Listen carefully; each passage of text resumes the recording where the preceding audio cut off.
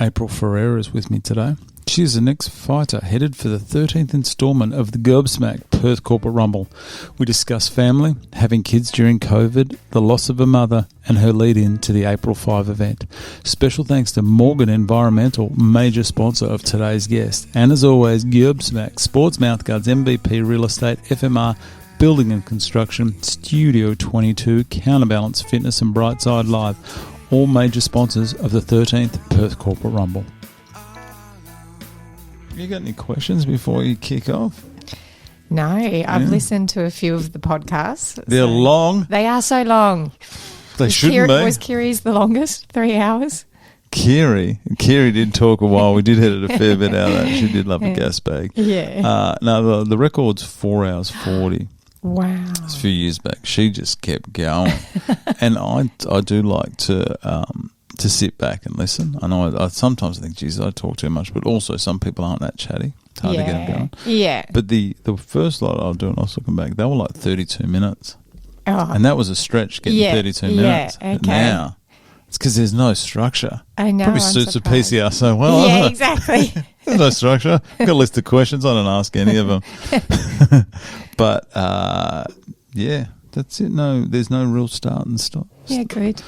It's gas bag. Thanks for coming. Thanks for being on time. Thanks for having me. And thanks for the biscuits. Not the biscuits. What are they? You don't have to bring Crumbs. any crumbs. So My favourite. You don't have to bring anything in, though. You know that, don't you? Yeah. But I do appreciate you being on time. And if my voice is a little bit deeper than normal today, it's because I haven't had any sleep and I'm tired. First off, I'll be honest, when I first saw you, because I know I shouldn't judge, but I do. I judge harshly. No, I look at people and I try to work out exactly what type of person they are when we first start.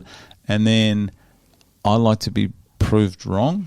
You know, there's some people I think this person's going to be great and then they may struggle a bit. And then some people I think they're going to struggle and they do it. Yeah. And they do well. Yeah. 9 times out of 10, it's someone who's better than I thought. And I saw you. Yeah. And I went, oh, this girl is a little bit, how do you say it? I thought that you may struggle. This is going to sound, it's definitely not No, insulting. I like it. I like to hear first impressions. Oh, okay. I'll be open. Yeah, be open. I thought, firstly, I didn't think you were 40. When I read that, I was like, jeez. I'm turning 40 this year. Okay. It's my 40th year. Yeah. 40th year. Yeah. I didn't think you were that old. I thought you were a lot younger. Well, that's good. But I thought, Judy, your height? Yes. This is, I'm not having a go. No, I like it. I like people thinking, or me surprising them. Yeah. Yeah. And the first time I saw you box was probably week 3. Yeah. And I went, oh. Good. See, that's what I like. Someone is way better than I thought. Because I'll sit there and everyone's watching Glenn and I, no one's watching me. Yeah. And I'll just sit there and I'll just watch everyone, see what they do. And, you were handy. Oh, good. Way better than, it's like Kiri. Yeah. I saw Kiri who, she's a weapon. She was very chatty on the first day. Yes. Like at orientation. Yes. Yeah. I was thinking, who is this lady? Oh, my God. No, thank God for Kiri. She's good. She's a hype machine. Yeah, exactly. Yeah, hype girl. And I thought maybe, I don't know how Kiri's going to go. And then I saw her train. I went, oh, beautiful. Yeah. Someone that did surprise me was Michael. Yeah. Michael Walden. Yeah. Because he came up first day. Yeah. And he was real touchy. Yes. Yeah. Which is fine. Yeah. But I'm one of those people where you can either touch me a lot or you don't touch me at all. Like I have people will fall into 2 categories. And he came up and I was like, oh, this man is physical. Yeah. Yeah. It's how does he do it? And get away with it. And in a completely non-threatening way. Yeah, yeah. So he's another great energy. Good to have on your team. How good is that? It was good. I think that Michael and Kiri got split in a way. Yeah. Imagine those two together. Yeah. But that's what you need. You need a hype train. Yeah, yeah. Yeah, they're both good at that. Because they just come into a session and just get everyone pumped. Yeah, they're great. There's normally one. There was a guy a couple of years ago by the name of Trent Peterson from Cablewise, And he was the same. He Yeah. even got the other team fired up. Yeah. Just had this ability. Yeah. Yeah. So, but I have been very impressed with you, by the way. Good. I'm glad. The body shots are Yes, that's what I need to do. because it has been announced now. You are fight 2, I believe. Number 2. Number 2, nice That's and right. early. Yeah, I'm so happy about Great that. spot. Yes, I will be able to hopefully go and celebrate with my family and friends after and enjoy the night. I'll be done by 6:15, I think. I know. How good's that? There's such The night is young. There's benefits to fighting early Yeah. and there's benefits to fighting late and in the middle as well. Yeah. So, Yeah. but traditionally, yeah, the female fights have been the most popular. Really? Yeah, always. Even you go onto YouTube and have a look at our channel, and the most viewed fights, the top 4 are the female fights. Yeah. So they're just so interesting. Yeah, They're okay. they're fascinating because Yeah.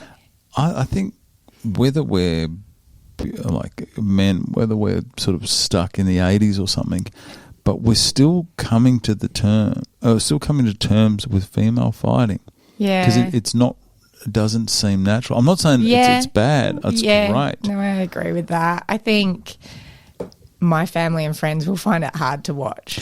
What did they say when you told them I'm fighting? Close friends weren't surprised. This is something that, I do weird things every now and they wouldn't be surprised by me doing this. My mother-in-law and my husband's family were shocked and not necessarily too happy or excited for me doing it, more worried. I think we're all just worried. Yeah. I worry. But I think it looks worse than what it is. So I can't watch it, which is really weird. So I see some of the guys go or watch some of the girls when I'm not in the ring, and I really struggle to watch it. But when I'm in the ring doing it myself, it doesn't feel as bad. Like I'm getting hit, but I'm okay, which is weird. So I've either learned how to defend myself or I'm tougher than I think. Is it maybe it's a protective thing of your friends? You don't want your friends to get hurt? Yeah. Yeah, it is. I know. Amber calls me Mama Bear or Mum because I find it hard, or if I hurt someone, I do often apologise. So I've got to cut that out for the actual night. But yeah, it's not natural for me to watch that. And it is a bit weird. I've never been to a PCR event. I've never really watched boxing before, yet I've signed up for it, and here I am. Jeez, that is out of the blue. Yeah. So you've never been? No, Have never. you had friends that have done it? I've known people, so I wouldn't say close friends, but I know a few guys that have done it. Are you prepared to drop names? Or? So Troy Galanti. He's a while back. Anthony Marmino, Sean Morgan. That's from early days. Yeah, That's from back in the convention centre days. Yeah. And I think there's someone else that I can't remember, but all males, so I don't know any females that have done it before.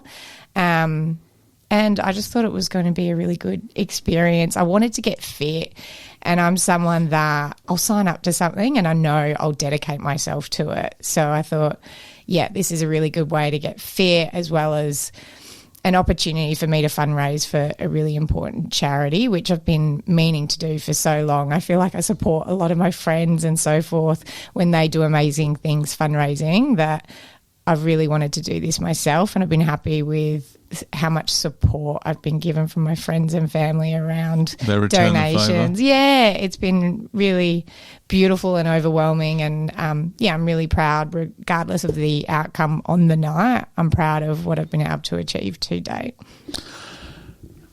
Everyone wants to win. Yeah. But it's not that important because it's not a career-ending loss. Yeah. It's not like professional boxers where you have a loss and that's it. Yeah.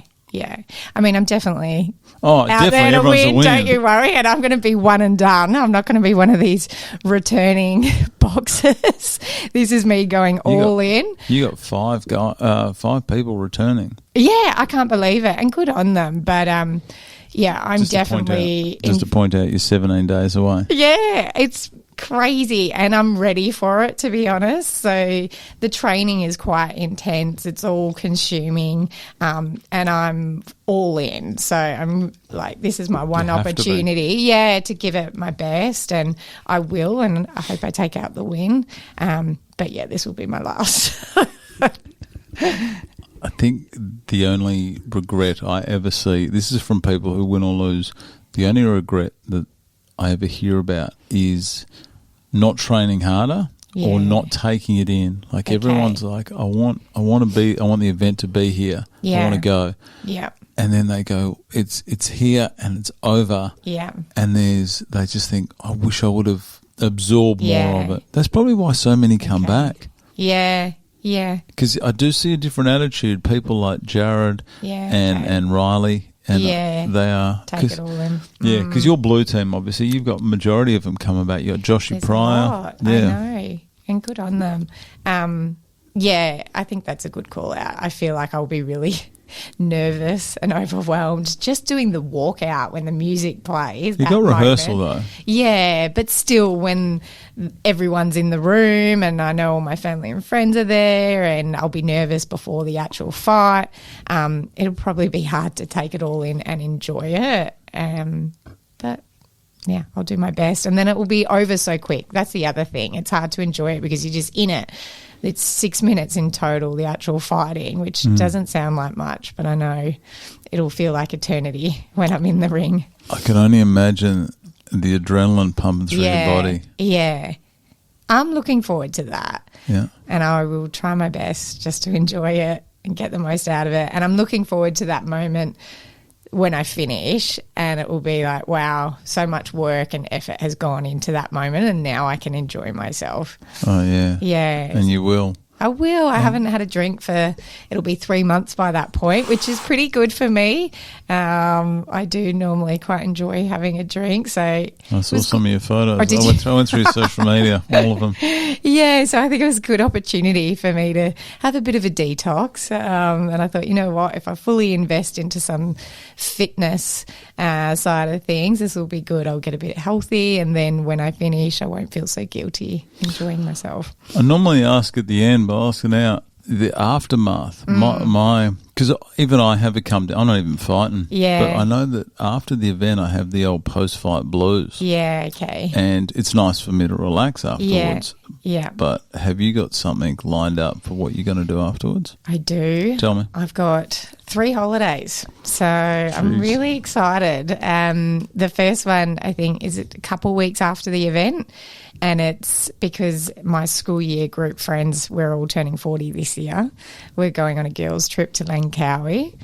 So that'll be a bit of fun. And then... Oh, you'll be looking fit as well. Yeah, exactly. Bikini. There'll be lots of photos. Bikini on the aeroplane.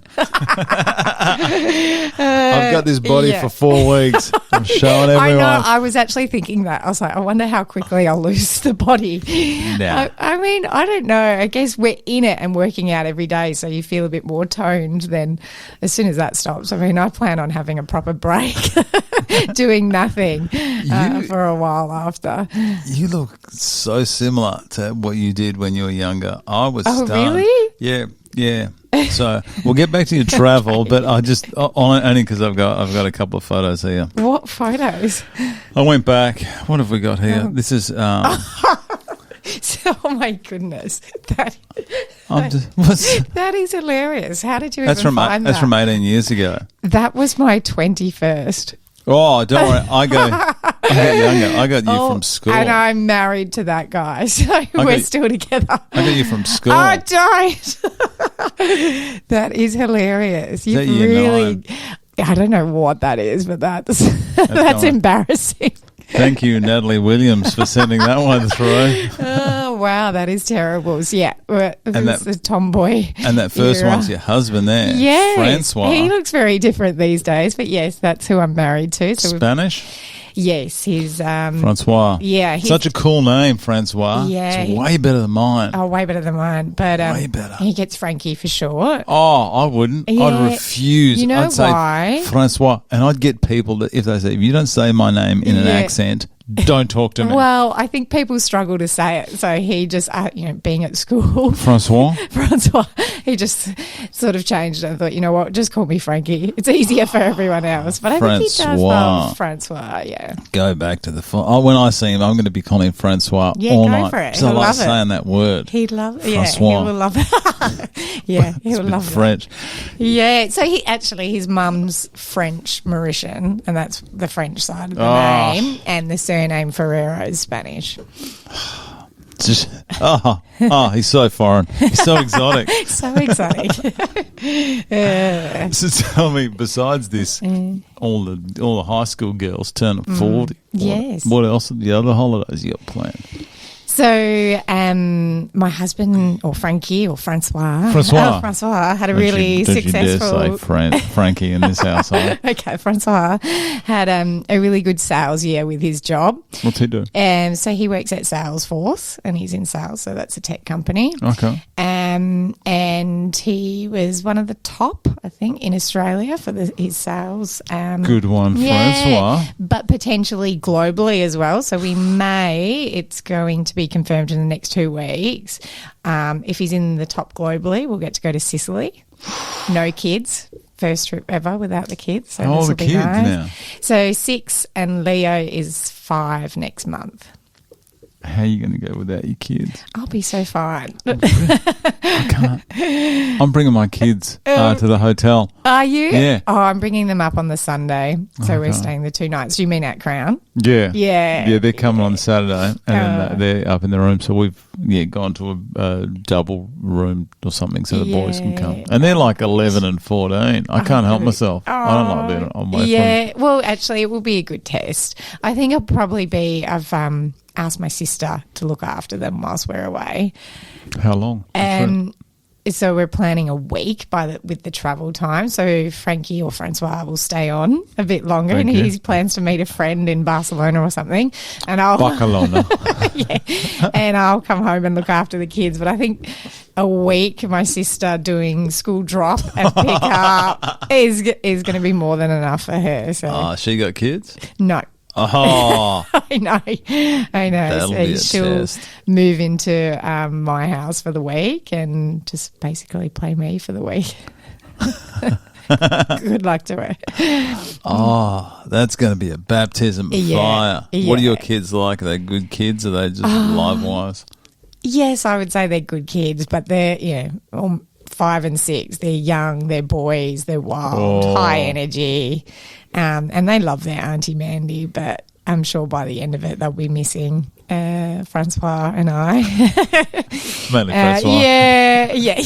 Do they call him Dad or Francois? Papa. He gets Papa. But yeah, so very much looking forward to that. Even just the flight. I think without kids will just be a really nice experience. So I'll take in every moment, but I'm sure I'll miss them a lot. I'll be worried for them missing us probably. How far into that flight do you believe that you'll be reaching over going, ding, champagne please? Before I'm even on the flight. Yeah. Guilt-free as well because I've done this whole 9-week program. I will, be enjoying the cocktails very guilt-free. Imagine just having to look after yourself. Yeah. Imagine. I know. Now going back, if I didn't have kids, I'd be like, wow, that's amazing. So easy. Yeah. Imagine that. Just get up when you want. Exactly. Yeah. What a life. Oh, all these rugrats spending all your money. Yeah, it's so true. One mouth to feed. Well, that sounds great. And a third holiday? And the third holiday is I've just got a Bali weekend away with my sister. So for looking after Mandy? my kids. Yeah, Mandy. And then another just the girls? Just the girls again. But yeah. So you've got a girls trip. Yeah, 2 without girls the trip. kids. 2 girls. So the kids aren't going on. I won't even see my kids for about a month. Actually, I haven't really thought about that. You deserve it. I think because this is a serious training session that you guys are going through. Yeah. The female fighters. Is it female fighters or women fighters? Every time I say it, I feel like I'm saying the wrong thing. I don't know, but... Women fighters? Is that I'm sound fine wrong? with that. No, fighters? I like it. Whatever. The women fighters, What I have been very impressed with is your commitment to training. Mm-hmm. There has been a lot of you there, a lot of the females there every time I've been down there. Yeah. And you're almost showing the boys up at times. Yeah. I understand everyone's got work and Yeah. they do have their commitments, but the female seems to have just gone, no, we're coming to training. Yeah. And going hard. Yeah. There's been a bit of blood spilt as well. I did see that. Abby, wow. Get ready for it, Abby. 2 nights in a row, I think it was. I was like, copping another one in 17 days. Yeah, so that's what I was thinking. I was like, okay, sore nose, taking note. Do you believe that was real? Do you not? No. I'll be honest. Don't. I'll be honest. It could be. That didn't even cross my mind. Oh, you haven't been exposed to the game playing that goes on yet. I'm so naive. Really? Okay, if this is true, Abby, then I'm sorry. That did not cross my mind. No. Okay. Something about that one there. She wouldn't do that, surely. That is way too much effort. Oh. Really? The effort. Is this all to mind? I don't want to swear, but mind fuck me. Oh, you could swear as much as you want. There's a fighter in here named Jackie Toth who dropped the F-bomb. Probably 50 times. Dropped the C word about 6 times as well. I should be used to it. Can't say Glenn's bad my word coach. about Yeah. Jackie Toth. Wow. Okay. It could be real. Do you believe it is? I did. I don't. And I still believe, only because I feel like that's way too much effort. If it may actually be real. Yeah, I think it has to be. But hey, I don't game believe on. If it's not real, I got to up my social media game. Only because, it's not real. You know? Do you know? I don't know. Okay. Oh, I accuse a lot of people of a lot of things with nothing to base it on. Okay. I would be the worst. I would just, if it was a cop, I'd just arrest everyone. I reckon you did that. No, I don't reckon it's real. Okay. Interesting. Could be. Probably Right, is. we'll But see. I don't think so. Only because the level of shenanigans, as I'll call them, Yeah, they okay. haven't talked about it much this year. Wow. But the amount that goes on is you'll be surprised. Well, okay. There's some I don't know if I'm meant to be revealing this. Oh, no, yet. don't. Oh, don't? Okay. Don't. All right. No, I Okay. do not want to Okay. be. Okay. The reason I say that is because every fighter and the coaches, they tell me a lot of things about what they're going to do. And if I ever open my mouth, if I do it once, then I've lost all credibility and no one will ever tell me anything. Yeah. People, not on recorded, but people tell me a lot of things about what's going on. Yeah. And when I'm commentating, I'll actually bring it up because then nothing can be done about it. You know, it's not like they can. Yeah. But I've seen some classics over the years. I've seen people like who have faked injuries. Really? Yeah, there's been people like sitting there with ice packs on their hand. Nothing wrong with their hands. Really? Yeah. Wow. And you're on the blue team. I know. You're the worst for it. Really? I need to be stepping Glenn up. Austin. Yeah. My God, that guy. That guy. I'm definitely not good at those games. I need to get better. Anything you see or hear about the red team in the next 17 days, Yeah. consider it a lie. That's all I'm saying. Really? And red team, if you're listening, anything, it's fake. Anything Wow. Okay. you hear from the blue team, it's not true. Okay. It's a lie. The mind games. Wow. This is I'm not used to this. This has got Glenn the $6 million man, and the notorious Nigel Groves, and Chris and Craig are much better. They've got a lot of experience in the professional boxing scene, so they know that how much. Well, you look at your actual fight, physically, it's important, but the mental game is the big thing. Yeah. I reckon the mental side is more important than the physical side. Okay. And those two. So that photo, what do you think it's doing for my mental game? I mean, if anything, I probably saw it and was like, ooh, she better step up her defence. maybe this is just She's leaving herself open, not anything else. This is just what I think. I could be wrong. Yeah, But okay. I'm not normally wrong. Good to know. Good to know. Well, we'll go by this photo. This is Abby here. It's not real. If you saw that, what would you think?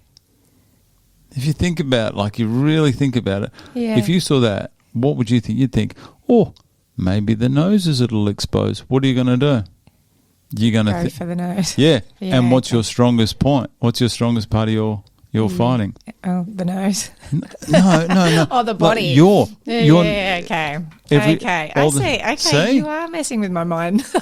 This is just what I think. Okay. I see where you're going. So if I was looking at this, I'd think, all right, well, she obviously, the nose bleeds a little bit. Let's target that nose. She obviously doesn't have a guard up. Let's not okay. go to my strong point. Let's not rip the body. Okay. I see what you're saying. See? In saying that, I this know. could be completely I legit. know. I didn't really think too Bag much rat. about it. Yeah. I'm trying to not overthink things. But interesting. Okay, now I probably will. So thanks for that. I think it's only because I'm impressed. If that is not real, I'm really impressed to the level of effort they've gone to mess with my mind.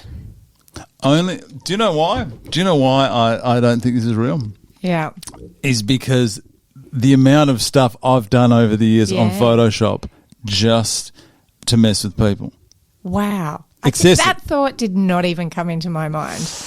But now, okay, I'm awake now. Everything. I'm more aware. I'm going to be looking out for this. Everything's a game. I haven't even considered it from my end, though. How can I be a little bit more of a player?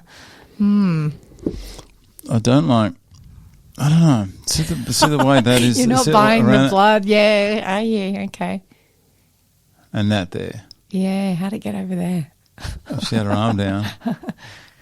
Anyway, how come she doesn't have any on her hands? Surely you wipe nose. Anyhow, how about this? She's injured, and I am just saying, You're "This okay. liar." I know.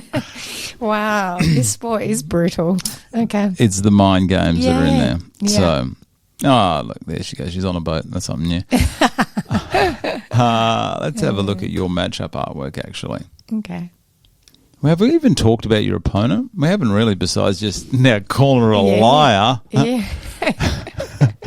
So you are fighting fight 2 for the Rowing Pavilion Championship belt at the Gubsmack Perth Corporate Rumble. Major sponsor Gubsmack.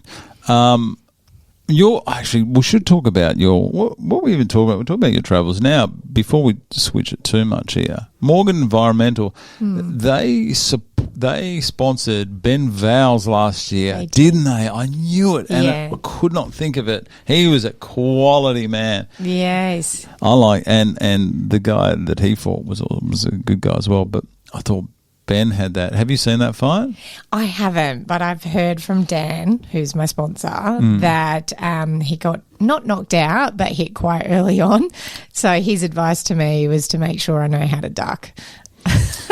Ben and Bukowski did it. Well done for getting the win. But I believe that Ben had the fight won. Yeah. And there was about 20 seconds to go. And classic blue team. Yeah. Defense out of no, let's not defend. Oh. Let's throw overhands. Oh, okay. And then just clipped him. And you know what? It was good on the refs because you could see he wasn't 100%, and the refs look after you. Okay, good.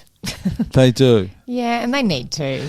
It is still, at the end of the day, it is still amateur. Yeah. And no one's there. Exactly. You know. Yeah. And you are looked after. And if anyone is worried about, your safety, obviously it is still boxing. Yeah. But you've got the 2 coaches looking after you. You've got good headgear. Yeah. You've got adequate training. Yes. If you train for a week, they'd go, no, don't do that. Yeah. And you've got the refs looking after you. And I believe, even though you are blue team, I reckon if Nige saw something that he was concerned about, Nige would get in there and say no, and justify it. Yeah. And Glenn would do the same for Abby. Yeah. So yeah, good. You are looked after. Yeah. I'm glad to hear that. I mean, at the end of the day, it's all we're not professionals. We're all just giving it a go. It's for charity, and it's just for the experience. So I do want to. There's no ill feeling. Yeah, exactly. I love Abby. She's a lot of fun. But she trains hard. She trains hard. She Look really at her. does. I laugh when I heard that I'm getting Abby. I'm like, oh my goodness. Who did you think you were getting? I was fairly confident I would get Abby. Amber? No, Abby, purely from a weight perspective. But I think it was Abby on the first day at orientation that told me, oh, you need to be at least or within 4 kilos of each other. I think it was 4 kilos. And I was like, wow, I'm not near anybody. I think at the time she said she was 64. Let's have a gander at the wait list here. Wait list? That doesn't sound right. Yeah. So Abby came in at 63. 63, there you go. 54. And I was 54. And then I originally thought Amber, just because from a size perspective, but then she told me how much she weighed. So then I realised it would probably be Abby, even though she's quite a bit taller than me. And I think for anyone looking at the two of us, I laugh. She's quite tall. She's super fit. She's young. I think I look like the underdog, but I am training really hard. I think it'll be a really fair fight, and I think I've got every chance of winning it. So watch out. They match you. The fights are fair. Yeah. You know, they got a tough job when you think about it. They got to get you in the same, like, close in weight. So hard. And the height, I think the height thing doesn't matter. No, it doesn't. And I've realised that now with training, that there's so many ways to get around the height thing as well. So, hit the body. Exactly. Not that fake broken nose. Exactly. But yeah, I think it'll be a good fight. She definitely fights hard, and so do I. I mean, I feel like outside the ring, I look like I don't have it in me, but once I get in there, I'm super focused and I'll fight to the end. So we'll see. I haven't seen a stoppage with the female fighting before. Yeah. No, I don't think, and that's why I think cardio is so important for you, you ladies. Yeah. So, some people will step up like that. I was uncertain. There's been people in the past. I was thinking, I don't know how this one's going to go. Yeah. And then on the night, it's really stepped up. Yeah. They've impressed me. It can go anyway, I think, whoever shows up on the night. But I agree, fitness is everything. It has really surprised me. I thought I had a pretty good level of fitness going into it. But once you're in that ring, I don't know whether it's just tensing, holding your body whilst you defend, but also trying to go 100 miles an hour when hitting, it just takes everything out of you. So it's so hard to relax. Yeah. And there's no relaxing. Nah. And I suppose anyone can look good on a punching bag, you know, but the punching bag doesn't hit back. It's not punching you back, so it's so different. And then being able to keep your composure, because now if someone does hit you hard or you get one through, the first thing you do is stop, make sure they're okay. Yeah. We're on the night. I know, so that'll be interesting for me. I still sort of, when we're sparring in our teams, if I feel like I get a good clean hit, stop, check in and just go, you're good, and then keep going. So I don't think I'll do it on the night, but if Glenn will hate me for saying this, but I don't want to hurt her. I want to win. No one wants to hurt her. Yeah, that's, she's a great girl, and that's not what I'm there for, but I do want to win. But how would you feel if she said, oh, listen, I don't really want to hit her too hard. I don't want to hurt her. Then you'd probably get frustrated because you want her to come at you as hard as she possibly can. I definitely match people's energy, even when we're sparring. I'm like, all right, they're here to hurt me. I'm going to hurt them back. I'm protecting myself. Like, back off. I'll give you a good punch. I definitely match it. Abby doesn't need to worry about that. I'm not going to hold back. I'm there to box. She's signed up to it. We're all taking that risk, and I'm prepared for Abby, to give it her best shot as well, and I'm there for it. Well, if you need someone to bring it, like the fire out of you, Glenn Austin, Chris Chiari, definitely. I have that fire in my belly. I really do want to win, and I don't give up, and I'll just keep going, even if I'm dying inside.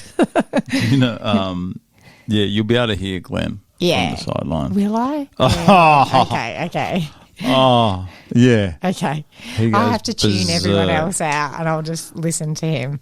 Something that I can't believe they agreed to it, and they were keen. And thank you very much for agreeing to this, Nigel Glenn. They're going to be mic'd up. Oh, wow. Yeah. So what? Everyone? No. Oh, God, no. Oh, yeah. I was like, that's We would risky. get shut down. Yeah. No.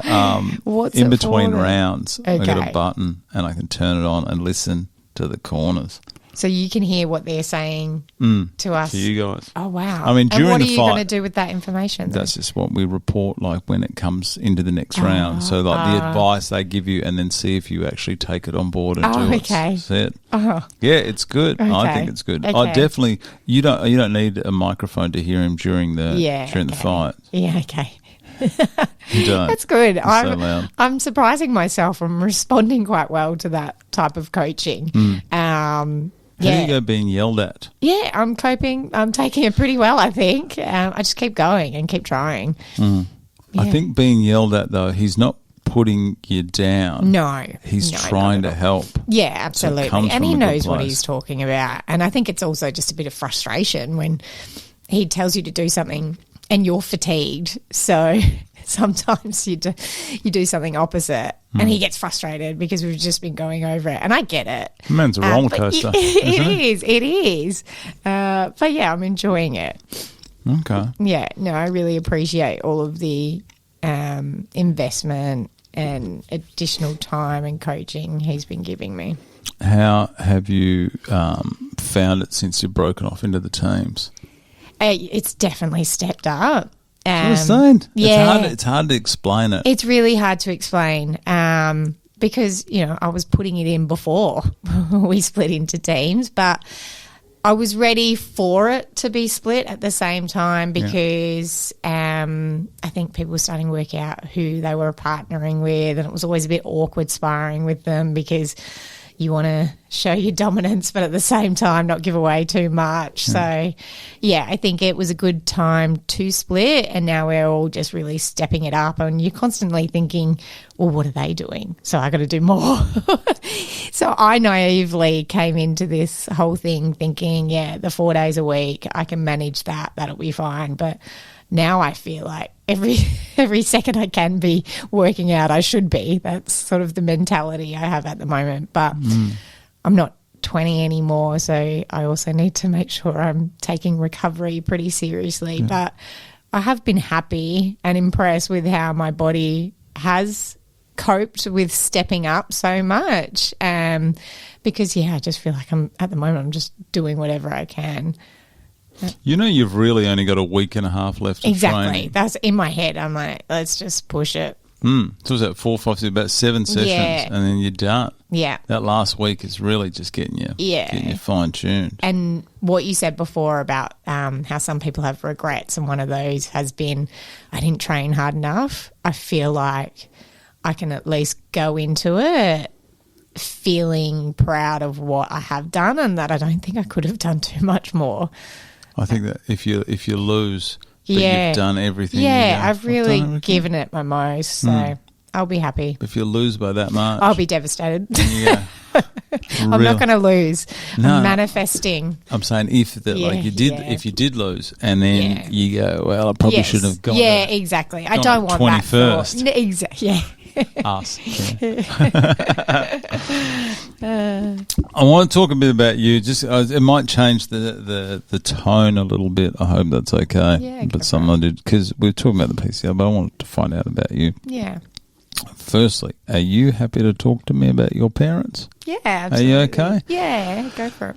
Because I only just found out the other day about you losing your mum at 20. Yeah. That must have been, I can't even imagine. I think until people say, I know how you feel, it must be bad. Until you've been through it, Yeah. no one can understand. No, you're right. So tell me about your mum. Yeah. So I'm very much like my mum, and she's really shaped the person I am today. And I think my values around being determined, resilient, and just giving things a go, and also really caring about other people and wanting to have an impact, they all come from her. So I think... Okay, don't get emotional because I'll get emotional, okay? I am the worst for this. Oh, okay? no. I love her dearly, and I know she'd be super proud. And it's actually this year, it's been 20 years since she passed away. So it's a big year for me. I'm doing the Corporate Rumble. It's my mum's 20-year anniversary. It's my husband and I's 15-year wedding anniversary. So lots of things, lots of milestones this year. But I was super close with my mum. I grew up in a household with just my sister, mum and I. So my parents split up when I was in year 2, so quite young. And it's funny. I feel like everyone gets divorced these days, but back then it was really taboo. So now that I've got my own kids, I look back and think, she was incredible to have the courage to do that because she didn't have a job. So she moved out and took my sister and I, and we lived in a small house. But she cleaned houses, did people's ironing just to make money to get us through school, and also while she put herself through university. So she became I know, and how she did all this, having 2 kids, not much family support. So her parents didn't live here. So her mum passed away young as well, and she had her sisters here to help, but all that on her own. And I've got the most supportive husband, and I still find it so hard with my 2 kids, and I've got his mother-in-law helping out a lot as well, and my sister around to help. And I just look back and think, wow, she was amazing to do that. And so it just very much shapes who I am today. She had a big value around education, and I think that's because she didn't have it. And then she put herself through education, and then she was able to put us through private high school all on her own. Jeez. So she was just, an incredible woman who I was fortunate to have for 20 years of my life. And it would have been amazing to obviously still have her in my life, especially now that I've got kids. I have so many questions around what I was like as a kid and if that's why my kids are the way they are. So different things like that. And I know right now we would have had a different relationship because we would have been more friends and we would have holidayed together, whereas a lot of her life was just sort of raising us kids, and we're getting to that really nice point where we enjoyed each other's company. And then she got sick with cancer, and I think it was within 6 months of her finding out that she had cancer that she passed away. Yeah, and it was I think about 4 days before my 20th birthday. So, and at Christmas time. So it was a lot. God. But it's interesting, I look back, and at 20, you're still so young. At the time, I didn't think I was young, but you're so resilient and you kind of just get on and do things. And I know that's a lot of how Mum raised me as well. But yeah, if it was to happen now, I feel like I'd be a lot more sentimental and emotional about it. But yeah, it's just the things that you miss out on when they're not here that you know that you would have had if they were still around. I think that's probably the most challenging part. But yeah, an amazing lady, and it's nice to be able to speak about her on this, in this interview, because I love to share her legacy, and I'm so proud of who she was, and I love talking about her. So she studied to become a teacher. Yeah. Where was she a teacher? And so when she passed away, she was at Rostrata Primary School. Rostrata, yeah. Do you? Yeah. And she's got a little... it's in Bateman, isn't it? Yes, yeah. And it was so long ago. I remember they held, once she had passed, they invited my sister and I to an assembly, and they sang...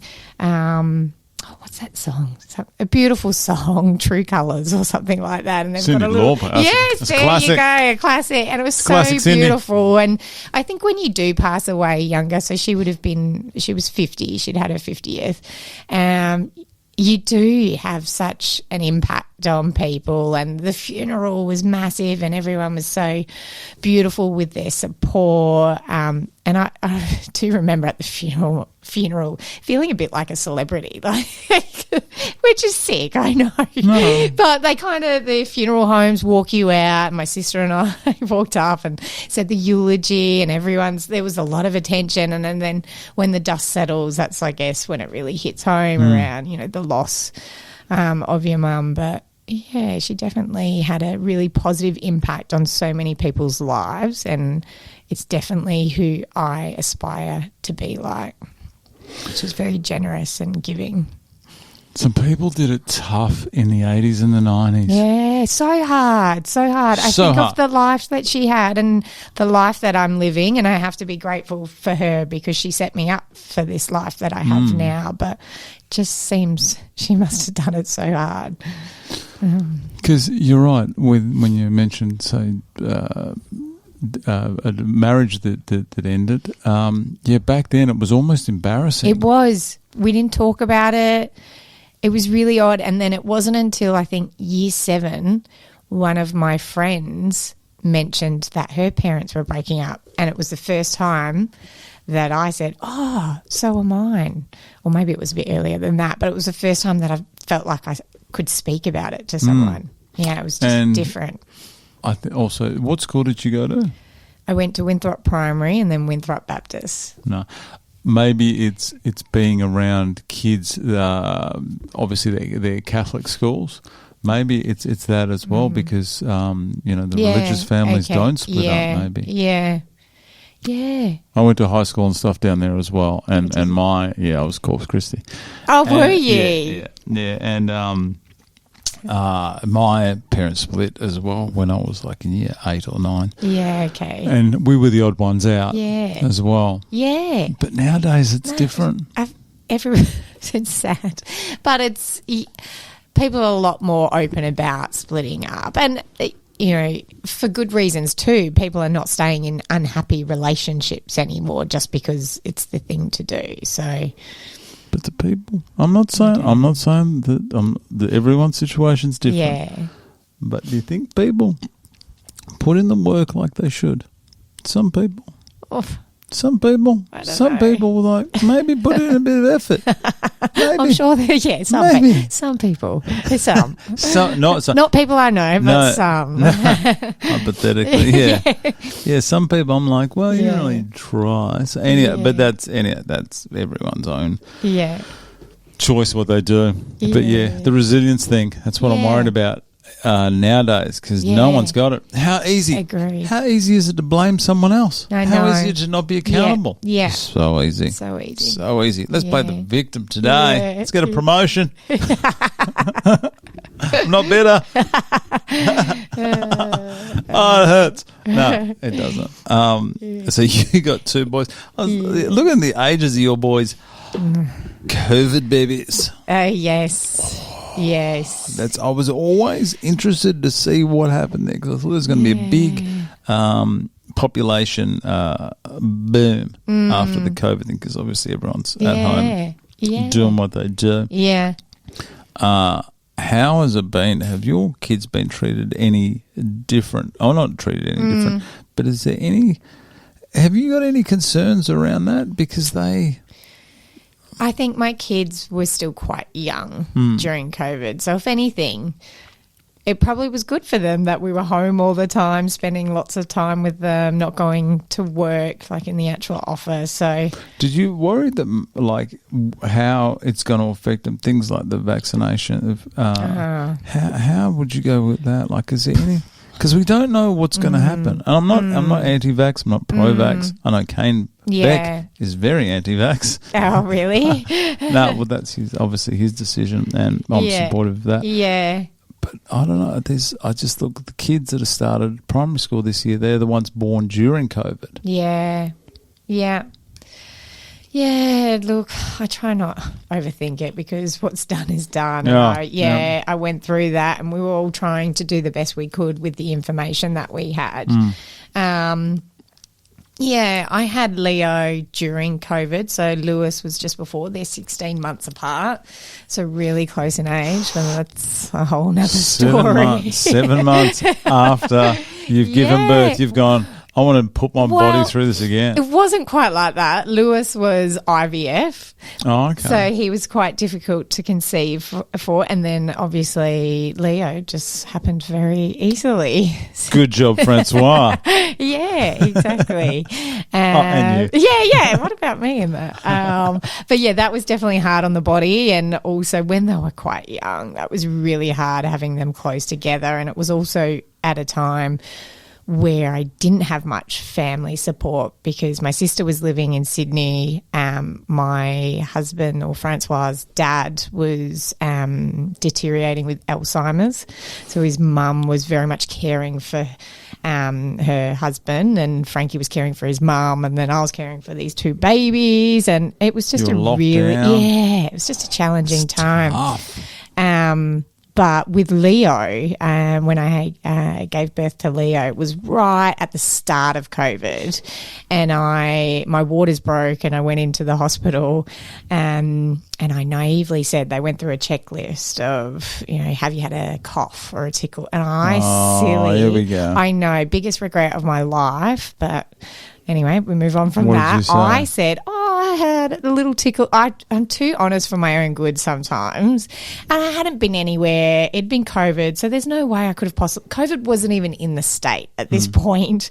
And I mentioned I had a little tickle in my throat. So that just started a whole series of, this girl has COVID, and I was meant to have Leo at Murdoch Hospital, so a private hospital, and I'd been seeing the same OB the whole time. Where did they send you? And they sent me to Fiona Stanley. They said, we're a COVID-free hospital. So this is in the middle of the night. They said, you can't come in this hospital. I was sitting outside. They gave me a little blanket for about an hour whilst they figured out what to do with me. Oh, my God. Then, and my waters had broken it by this point. So then they went across to Fiona Stanley, and they tested me for COVID there. And the first test for COVID, I think you had to wait about 8 hours. That's right. It was a long time, yeah. Well, the first one was 8 hours was okay. So I waited 8 hours and it came back negative. And so then they let me go back to Murdoch, where I could go with the OB that I'd been. It's a great preparation for childbirth. Yeah. Who was your OB? I've forgotten his name. He's a really popular one at Murdoch. What's Gannon? his name? No. Michael Gannon? No. Not the one that likes to drive a Jaguar around Kings Park, I hope. Oh, no, definitely not that one. He's in a spot of bother, that young man. Yeah, exactly. No, he's a lovely guy. I know. He's really popular. I can't believe I've forgotten his name. Anyway, so he had to stay at St John's. He couldn't go with you. No, he couldn't go to Fiona Stanley. So anyway, the next morning I went back to Murdoch, and I gave birth to Leo. They induced me.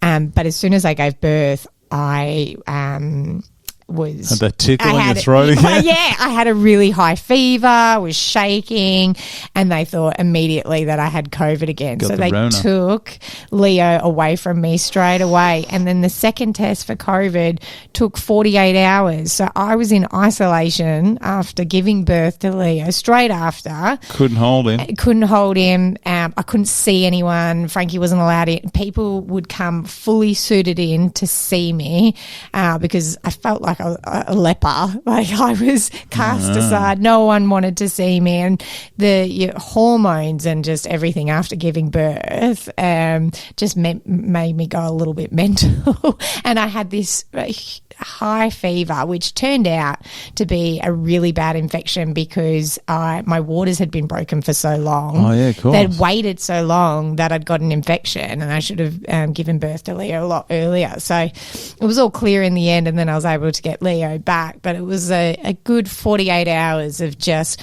not being able to see anyone. And obviously those moments are really important, your first hours with your baby in terms of breastfeeding and all of that. So I missed out on that. So it was quite a traumatic birth experience. But yeah, I'm just grateful it was my second, and I got that beautiful experience with my first with Lewis. But I think everyone has their COVID story, and that one for me was Jesus. Yeah. So yeah, didn't have COVID, just a bad infection. That was madness at that time, wasn't it? Yeah, it really was. It's just everyone was just trying to figure it out. They didn't know what to do. They didn't know how to test for it. They didn't know how bad it was. It was just the unknown.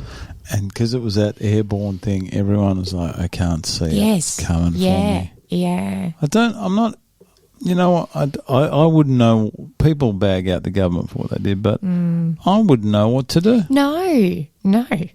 Just hope for the best. Big responsibility. Yeah, exactly. They were trying to do the best they could. Were you secretly, or was it just me? Were you secretly hoping that it may turn into a Walking Dead scenario? No. I was. I think that's just you. I just wanted, I'm not the only one. I just wanted to see things get a little crazy. Did you really? Yeah. Sicko. No, not the full Walking Dead style. But I was like, all right, this is happening. Yeah. I want to see things get loose here. Yeah. Because we had a plan and everything. If it did go, if it did just turn into anarchy, yeah. What was the plan? Oh, my wife's from the country, so we had like a place to go and like isolation. Yeah. Just in case. Just in case. I think we all had those crazy thoughts, though, didn't we? It's like, how do you plan for the worst? Yeah. I don't know. I was thinking I need to get wild, and I need some Walking Dead action, and it just turns out everyone had the sniffles. I was like, so disappointing. This next one better be better. No, absolutely not. Speaking of kids, you said something in your second email to me. Yeah. Sorry, I lost that first one, then I found it. I was like, jeez. That's all good. Can you explain to me? Mm-hmm. Well, not explain to me because I know it too well and I'm experiencing it right now.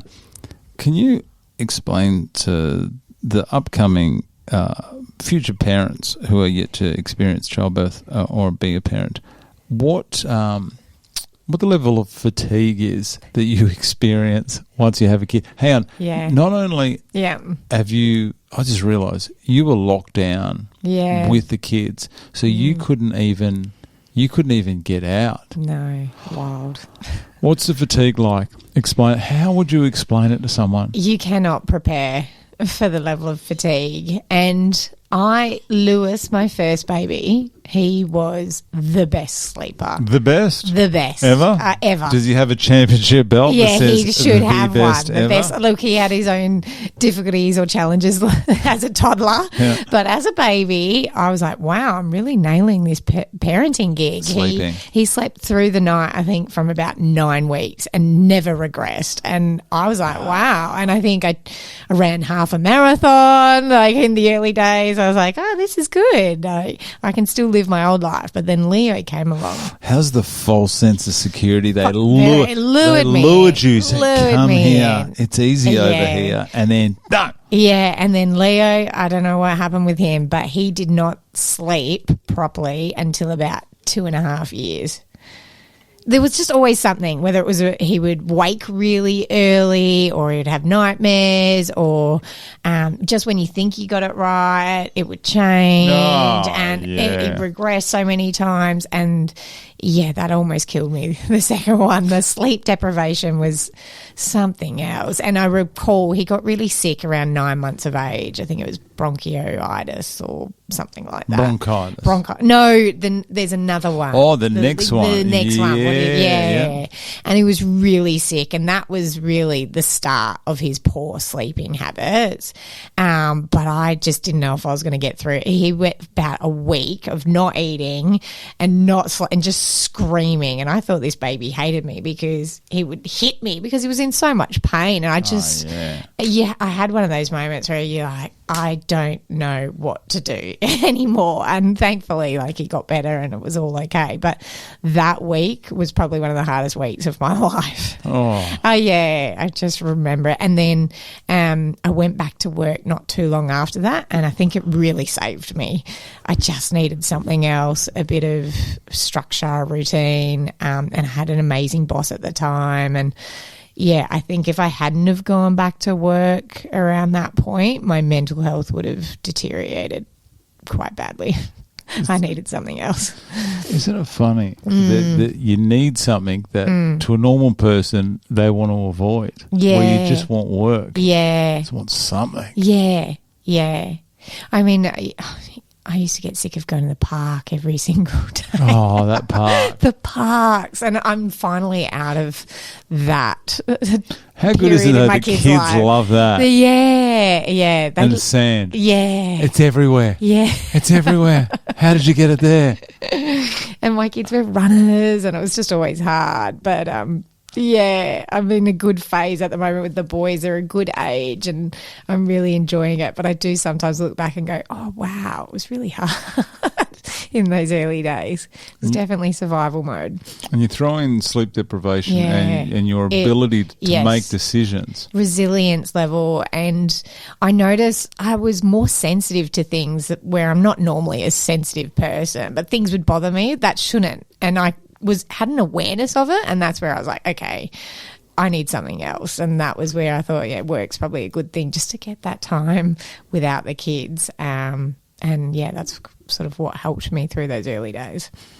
Women do it so tough. I do understand like a woman's just carried a child for 9 months. She's just given birth. Her hormones are all over the shop. Yeah. Now you have someone feeding, if she's breastfeeding, feeding off her, still got no sleep. Yeah. You're absolutely exhausted. Yeah. And you have to make decisions. Yes. It's a lot. Yeah. It's a lot for a female. Yeah. They got it rough. Yeah. I do. I think they do. I think they do it tougher than us guys. Yeah. Oh, good. Yeah, especially if the baby's not being bottle fed. Yeah. Yeah, exactly. 2 a.m., I'm not going to be any help here. You go deal with that. I'm going to roll over, catch another 45. Yeah. My husband used to get the baby early in the morning, the baby, Lewis or Leo, and take him out of the room. And that was what got me through those early days, just having like 2 hours of sleep in the morning. Yeah, after a really rough night. It sort of just helped me get me through. That was all I needed. But yeah, I think in the early days when you've got a newborn, you cope, and I think the hormones help. But when you're still not sleeping, that's when it kind of hits you. And you're like, all right, you should be sleeping by now. This has been a really long time of no sleep, and it's affecting my decision making, everything. So, and it's not like you get to Friday, you go, oh, thank God I've got to Friday. Starts up again. Exactly. I'm not going to name her. She's a friend of mine. She used to tell me that she was so sleep deprived. And she still does it because she's going to a habit. When she stops at the lights, she puts it in neutral and puts a handbrake on, always. Yeah. And it's because she used to be that tired when she drove. Yeah. She used to do it and fall asleep at the traffic lights. Oh, no. And then wait to get beeped and then wake up and go. That's how tired she was. Wow. That is not safe. No, definitely not safe. Yeah, I know. Oh, wow. That's a tough gig. It's tough. They do it well. Good on you. Good on you for pushing through that. And then you go again. Yes. You do two. I know. You going to go anymore? No. My Francois has already had the snipped. Oh, no more little Francois coming. Yeah. Okay. We do still have some little frozen eggs on ice, though, to say, just in case. Well, yeah, they were just because we didn't need them for our second. Oh, of course not. Yeah, and for some reason, I just like to keep paying to keep them on ice, just in case. Just in case. Insurance, yeah. How is not, this is me going to have a go at government here. Yeah. How isn't IVF subsidised? Like, that is a rort. Yeah. That is a rort. We should start a movement here, I reckon. I feel like there's some places now, I know friends that have done it more cheaply than what I had to do it anyway. When it's still as expensive as hell. Is it? Yeah. Okay. Massive money. Yeah. Because people go, I just look at it and go, okay, these people have made a conscious decision to have a kid. They're not, let's just face it, there's some people out there that are breeding that shouldn't be breeding. Yeah. We know. We know the areas. We know the areas of Perth, possibly Mid-East. And they can. And it's almost criminal because you see good people, financially stable, sensible people, healthy people who go, I want to have a kid. I can't. And there's other people, all they got to do is look sideways at someone. So here's another. Here's another baby bonus. Yeah. Here's another large screen TV. I know it's thousands and thousands of dollars. And I got a couple of my friends, same-sex couple, and have you seen their process? No. That is way worse. Oh, really? They have to try. Oh, I hope I got this right. They have to have 3 attempts at. My friend calls it the turkey baster method. Okay. You can imagine what that is. But they have to have 3 goes at that prior to even being able to go IVF, and each one of those I think is about $8,000. Yeah. Oh, that's rough. I know. There's a lot of money in that industry, isn't there? Well, a lot of us are having kids later as well. Yeah. So, yeah. Anyway, let's not get on to that. I got 2 boys. You got 2 boys. Yes, Everyone's happy. Yes. I did find this. Just obviously, you got to set a good example for the boys. You're off. Like obviously off the alcohol. Yeah. Things like that. Do you ever smoke or anything like that? Why? Have you seen a photo? Uh-oh, here we go. I think it's an old one. That's a classic. That is so old. Look at you sucking on that big cigar. Look, I've never been a proper smoker. but Liar. But I do enjoy a cigarette when I've had a few drinks for some reason. But I've never bought my own packet. I'm just one of those annoying people that might steal someone's. No one's going to say no to you. I know. If you come up to me saying, "Can I bum a smoke?" I'd probably go buy some and then give you one. Oh, that's nice. With smoking, though, Yeah. I'm not telling everyone to smoke. Yeah. But smoking is used in a lot of like hospitals that deal with mental health. It uses a stress release. Yeah. Okay. And a lot of people, when they get stressed, they have a cigarette and it makes them feel better. Okay, I know it's a cigarette and the smoke's not good for you. I sucked in enough of that last night, by the way. Not cigarette smoke. The other time. Yeah. I think it was burnt vinyl I was breathing in last night. But anyway, surely if you look at the damage a cigarette causes versus the damage stress would cause you, surely you got to balance that. Yeah. Cigarettes aren't that bad. Okay. That's what I believe. Right.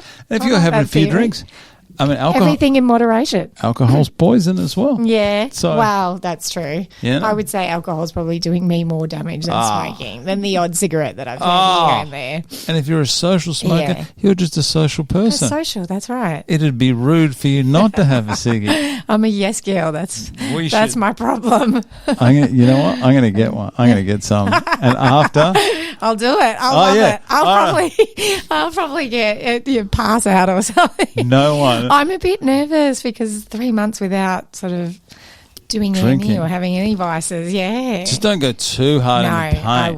I won't. Take it easy. I told my husband, I said, if I look like I'm getting a bit loose, Reel you in. Yeah. That's what we should do. We should make a deal. Yeah. If you win, Michael, you've obviously spoken to you about his room. Yes. Madness. Have you seen it? No. I'm excited. Big. Why has he done that? That's amazing. Because Michael does what he wants. Michael does. Him. Michael Walden does what Michael Walden does. People that bring the good vibes. Yeah, I am excited for that. There's a balcony. Me and you should have a cigarette on the balcony. All right. Imagine that. If I win. And we walk back. Even if I lose. Okay, that's the whole pack.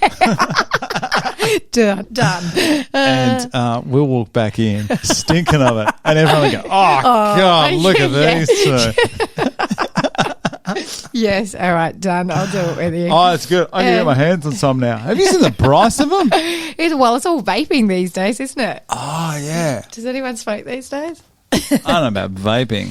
I'm off it, but I was never on it, but I worry about vapes because they're just so accessible. In schools, in high schools. Oh, they are rampant. You can do it anywhere. And I feel like they're highly addictive, and who knows what's in them. And the effects, we haven't seen that yet. We've seen some, but... And you can hide them because you can cover up the smell. Not us. Yeah, not us. You smell us from a mile off. Oh, jeez. Not hiding anything. Yeah. Smell this Winnie Blue that's just in my shirt here. Yeah. I used to work in a pub back when smoking was allowed in the pub. It was actually Legends Bar. So I know Legends bar. down there in Bigton. Yeah, in Bigton. And Glenn's a regular there. Is he? He used to be. He used to have a lot of meetings there. Really? Liquid We've probably met, meetings. excuse me, each other in a past life and not realise. But yes, I worked there when I was at uni, and everyone could still smoke. And it's this tiny little bar, and I would just go home and my hair would stink of cigarette, and you just couldn't get it out. So that's the best thing they've done, is get rid of smoking in nightclubs and bars. Do you reckon that's sort of where your craving started, being exposed to that secondhand smoke? Who knows? Maybe. I think I just, after a drink or two, Go I'm up for anything. Up for anything. I'm like, yeah, I'll try that. Throw it on the top. Oh, jeez. Yeah. Be careful on that night. No, I should. Yeah, maybe you should cut this. Cigarettes and alcohol we're talking here. Yes, that's Nothing right. else. That's right. Jeez. Don't give anyone any ideas on that night. That'll be good. Or maybe we should get big cigars. Yes. That's what we should do. Get big fat The last hoagies. time I had a cigar, made Tell me me. a bit sick. Oh, you don't want to know. Did you inhale it? Yes. Yeah, you're not supposed to. I realised didn't that know. now. I didn't know either. I didn't know. I did some pad stay years ago, and I was inhaling it. Yeah. I was not well. Yeah, I was really sick. So How can you bum suck? Is that what it's exactly. called? I don't In know the what cheeks? I'm doing. Nah. They're a bit gross though. They get a bit soggy. Yeah, because it's when people share them. Yeah. I'm like, And the end of it, you go, nah, your mouth's been on that. I'm not into that at all. Yeah. I'm not that that's desperate right. for one. Oh. How do we even get on I know. that? Oh, here I am training for a boxing thing, and I'm talking about all my bad habits. Can you see why these go so long? What's wrong with us? What do you do for work? I didn't even know. Combag? I saw Combag. Yeah. So I've always worked in human resources. So I've typically done HR. Yeah. I've had many meetings with HR. Have you? Usually due to my behaviour. You're one of those, are you?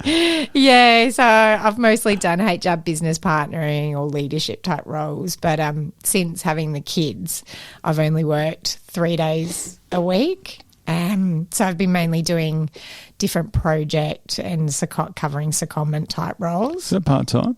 Part-time. If I was an employer, sorry. Yeah. I would hire everyone part-time. Yeah. Do you know why?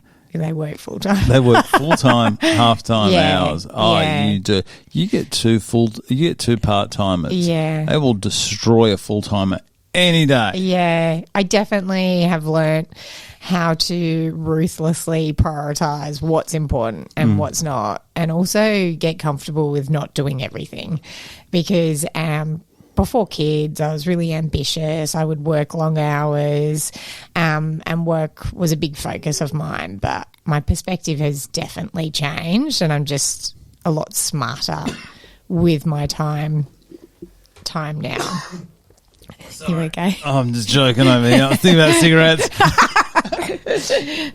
Don't worry, lungs. They're coming. Lungs are just reminding me. Cigarettes. Getting nervous, yeah. Oh, sorry. Keep going with your work. Sorry. Yeah, no, that's all right. So, I think I've been doing 3 days a week whilst my kids have been not in full-time school, so that's just so I could be a primary carer to my 2 kids. So you're just about to go 2 kids full-time school. This year. This year's your first. This year's my first, and I finished up at Combank last month. I was made redundant, which was perfect timing. Oh, it's a good thing. Okay, yeah. So I actually, I know, and I'd been in redeployment for a little while doing these. I'm so sad to be leaving and just wiping your tears Wow. with $100 notes. You know what I was thinking of? Yeah, that. But also I was like, well, I'm doing this boxing. I can Perfect just, timing. fully immerse myself in this boxing training without it being too difficult trying to juggle work, kids and everything else. So Did you have a going away party? I worked mainly with East Coast, so a lot of my team was on the East Coast. I did have a bit of a farewell. Did you go out but quite professionally? low key. Yeah, I'm a HR. I have to be professional in Nah. that place. Nah. People say don't burn a bridge. I'd say, torch that thing so you never have to cross that bridge again. I might need a job there. Go out, all guns blazing. I should have. No, it was fairly chilled and low key, but it was nice. They gave me a beautiful spa package voucher, which because I'm not working, I've just gone and enjoyed a bit of self-care. And it's been nice to do all school drops and pickups with the kids. So I'm just really enjoying that time because That's so good. I love that part of the day. Because I except trying to get a park. Yeah. Oh, the language. Language is used. There's 2 parks left and someone's parked on like that angle and you go. Is that at every school? The park, my school where the boys go, the parking is horrendous. What area? Don't tell me what school, but what area? Down south of the river? Yes. You're down south? Yeah, I'm south. I live in Alfred Cove.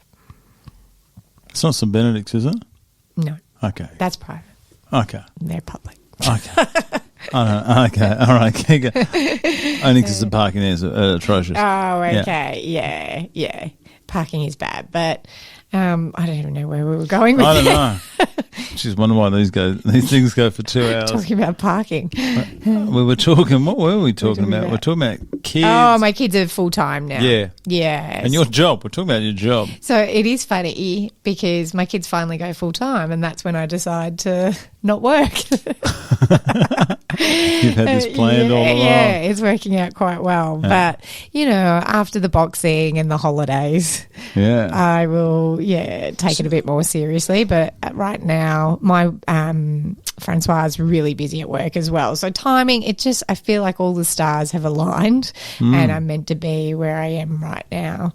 I'll prioritise work after I get through the next few things. And it's been a massive change this year. It's been a big year. It will be a big year, but a good one. Oh, yeah. You got June, though. You got to start to think from about June. Just don't rush into it. I'm not. Try some things. I will. Try it. I do, If it doesn't work, you doesn't don't matter. get these opportunities that often. Nah. So I really want to try and make the most of it. I really want to be a bit fussy with my next role and not just take something for the sake of it. So do you want to work for someone else? Yeah, I think so. Yeah. I would possibly not for profit again. Want to have some impact and make sure it's really meaningful for me. So potentially open to doing something a bit different, but HR is what I know. So it'll be hard to do something completely different. But maybe if I can leverage my experience and skills in another way where I can have more impact, I'd love to do that. Okay. Well, you've got time. You're not in a rush. Yeah. And that's a good thing. Yeah, very good position to be in where some people will be like, geez, I got to pay rent this week. Yeah. I got to just take any job. Yeah. No, I definitely don't feel that way, which I feel so grateful for because I'd hate to be in that position. But I think, again, timing-wise, right now where we are in our life, it was a good time for it to happen if it's going to happen. So I'm just seeing the benefits of it as opposed to, oh my goodness, I've lost my job.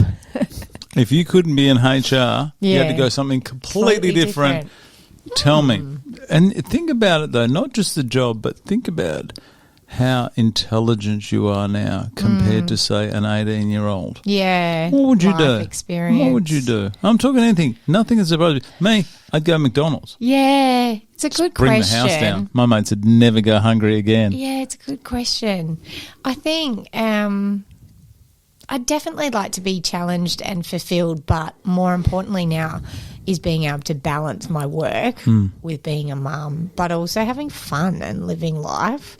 So I haven't been able to work out what job will give me that just yet, but I would be open to anything.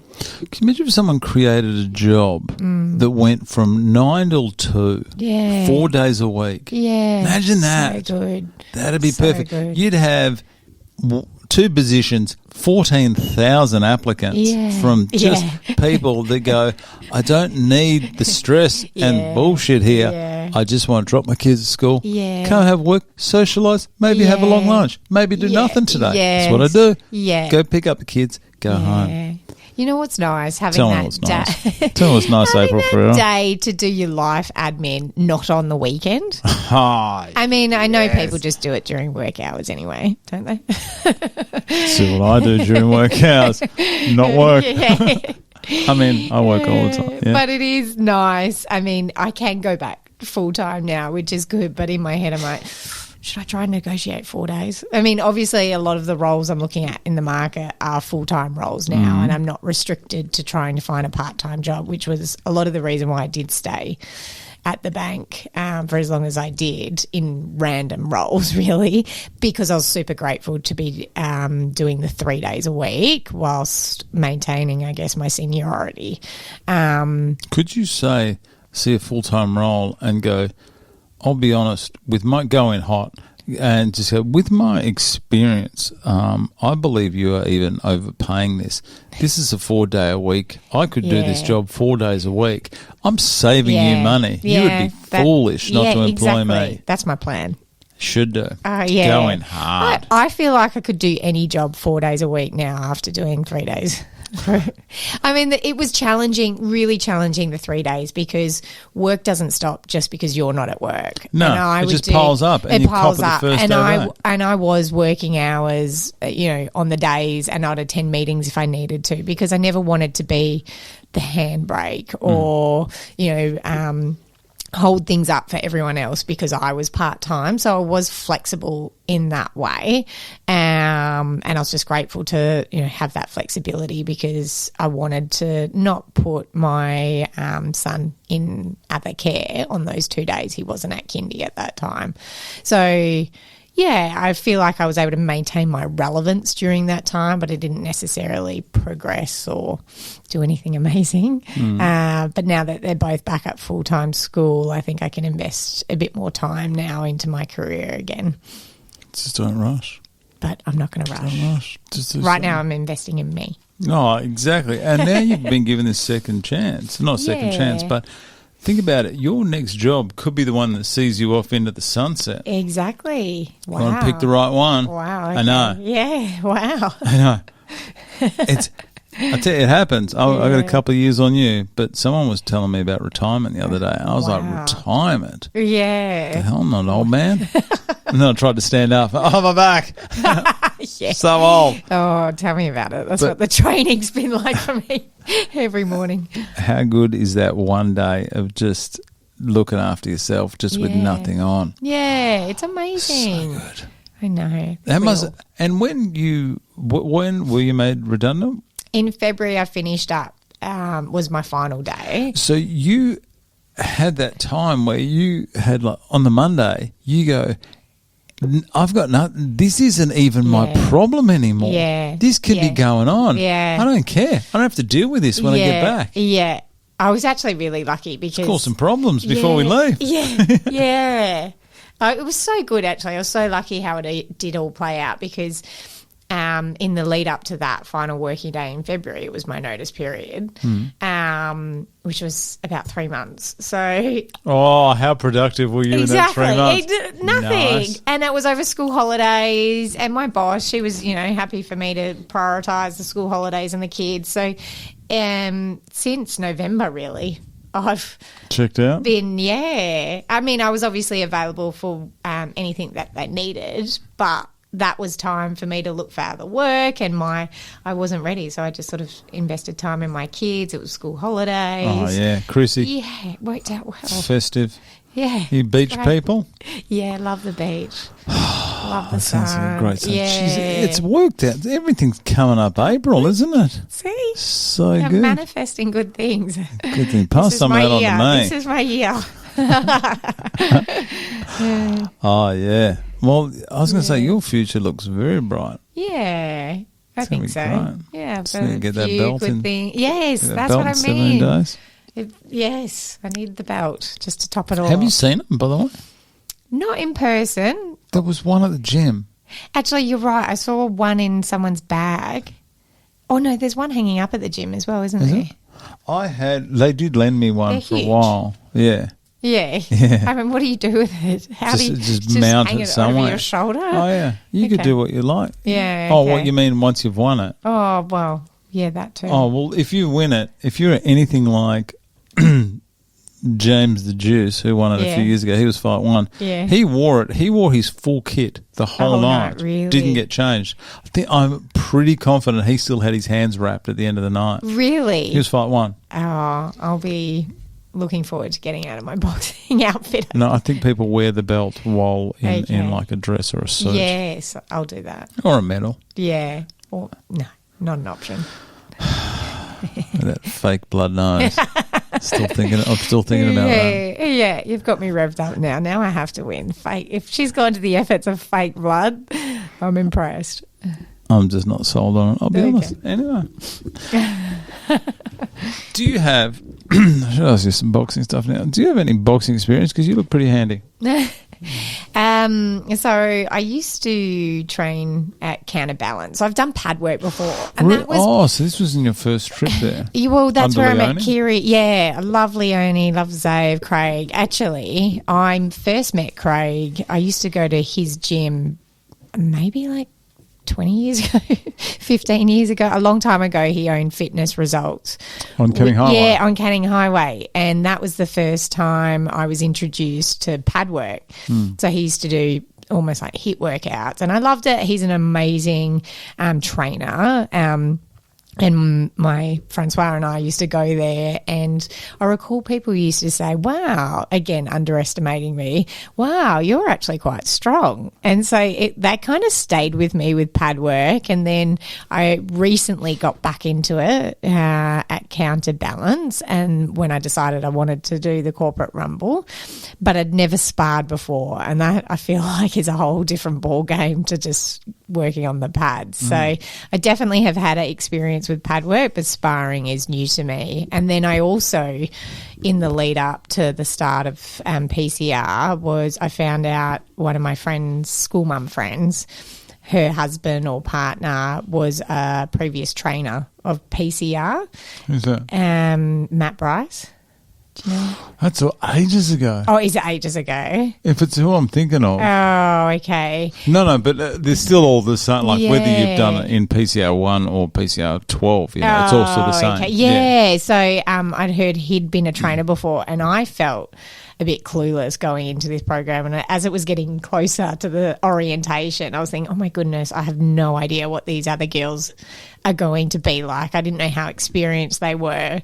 So I asked my friend, I said, do you think your partner would mind just doing a few boxing PTs with me so I know what to expect? And so I did a few of them before. With Leone? No, with Matt Bryce. Oh, sorry. And no, Leone. no. But and I was also doing Counterbalance as well, just to kind of quickly get me up to speed before we kicked off officially. A lot of the fighters are doing almost like a diary of what they're doing, and I think that's going to be so helpful for the future fighters, because they can see exactly what goes into it. And I didn't realise, Kiri is the one that brought up, she goes, we had no idea what we're in for. Yeah. And now you No do. idea. Yeah. And the standard is getting so much better. So good. So much better. And I think because you see other people pushing, it makes you keep pushing because you don't want to fall behind. But then the standard is just, I'm going to take Kiri's joke here because she put it in a message to me, but I really Kiri. liked it. She said, I feel like we're training to fight Mike Tyson. Like it's gone from just this, fun, get fit, charity type event to now, oh my goodness, I need to train all the time. All the time. Yeah. But you see how it's really not about the boxing. It's just getting you in the mindset. Yeah. And people come out of this so much better. Yeah. Mentally, physically. Yeah. Mentally is a huge thing. There's been some people who have been in a very bad place and have done this. That's amazing. I love that. Yeah. That's what this is why I love this event, is because of where it takes someone from and where they are at the end. Yeah. Because they're not the same person at the end. I want to get my cousin into it after this for next year, only because he's struggling a bit mentally as well and with some addiction issues, and I just think this is the best way to refocus. I haven't even thought about having a drink this whole time because you're so consumed by training and you don't want anything to make it harder. That's why they train you so hard, is you have no option. Yeah. If they were like, I'll make one session a week, then you would. Yeah. I had tickets to Fatboy Slim last weekend. Did I go? No. Really?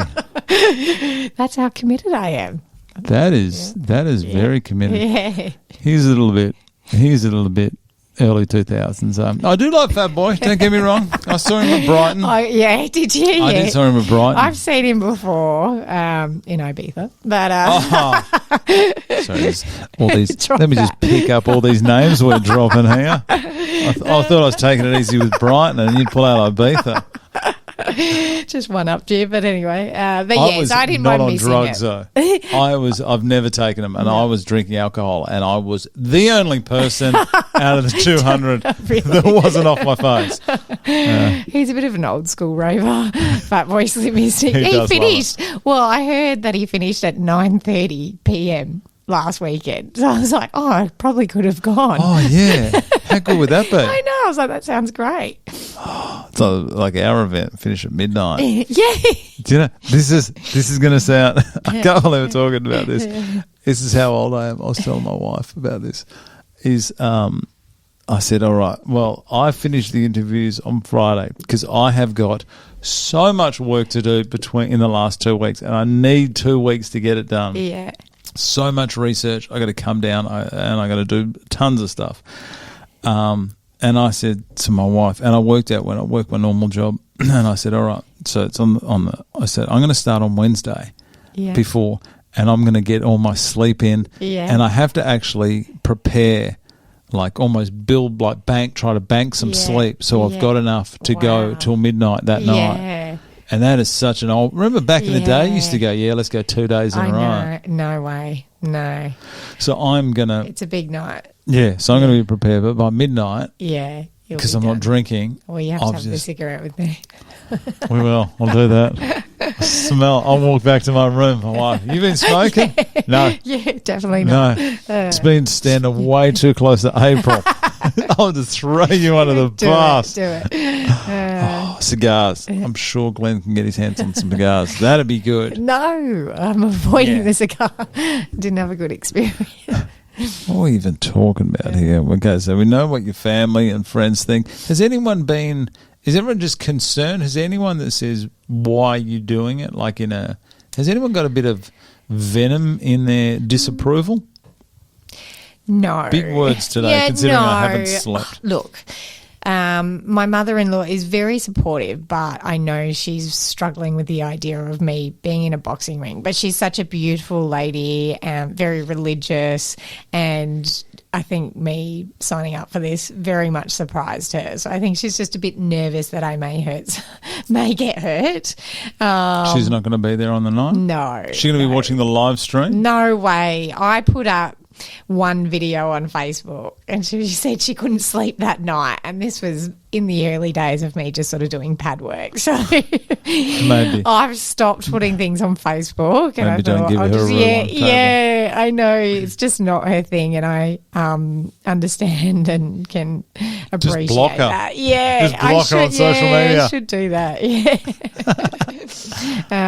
But yeah, other than that, no, I think my dad will be there. So, yeah. Is your dad a jockey? Yes, he was a jockey. Oh, yeah. okay. That's where I get my height, tiny stature from. Nothing wrong with that. Yes, but yeah, he rode in the Melbourne Cup back in the day. Really? So, yeah, when he was young. What's his last name? Unwin. Okay. It was a long time ago now, though. Back in the day. Melbourne Cup, that's a big feat, though. Yeah, it was back then. Or still is, but yeah. Okay. So he's going to be at the event? He will be there. Is he very proud of his daughter for what she's done? Yes, I think so. I think he'll be a bit shocked to bit see. Nervous? Yeah. Well, originally he wasn't going to come, and I thought maybe it was because he thought it would be hard to see me in the ring. And then when I said that, he was like, no, that's fine. I think he was just worried about getting a suit or something. He's old. Classic he's dad. like, classic old man. I'm like, really? Just sort that out. So anyway, he's coming now. His suit was his big concern. Yeah. I was like, I understand you might not want to see me in the ring. He was like, oh, no, that's fine. I was like, oh, okay. Why? It's about, I'm like, then it's why about are you me. not It's coming? how I look at myself. Yes, yeah, it was.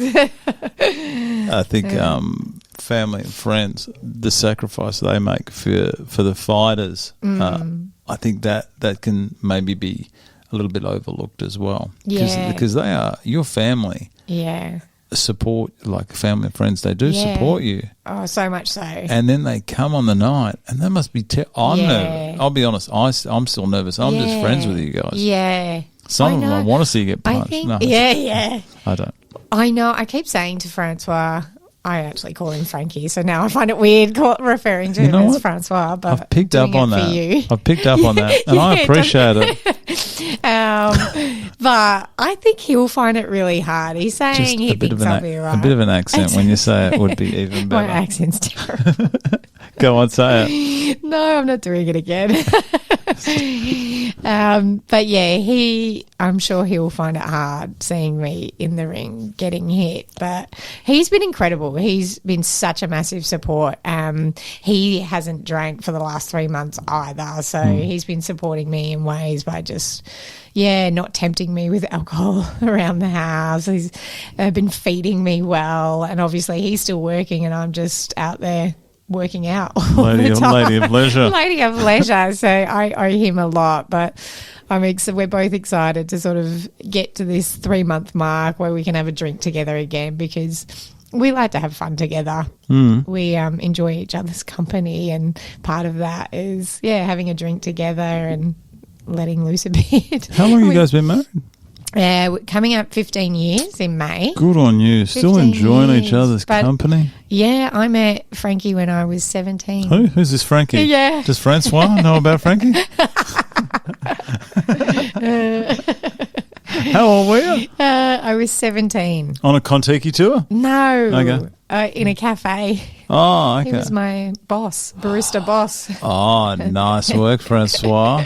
In Perth? In Perth. Oh, so he lived here? Yes, he was born here. Okay. Yeah. So, we've known each other for a really, really long time. Oh, nice. But, he's... I'm very fortunate to have a really supportive partner in every way, like from parenting to now this boxing. And, he lets me be me and brings out the best version of me. And I'm super grateful I've got that partnership. And I love to hear in my husband. I'm just, I think I'm really lucky. So I love to hear about successful relationships. Yeah. You know? There's often honestly, people bag out the other.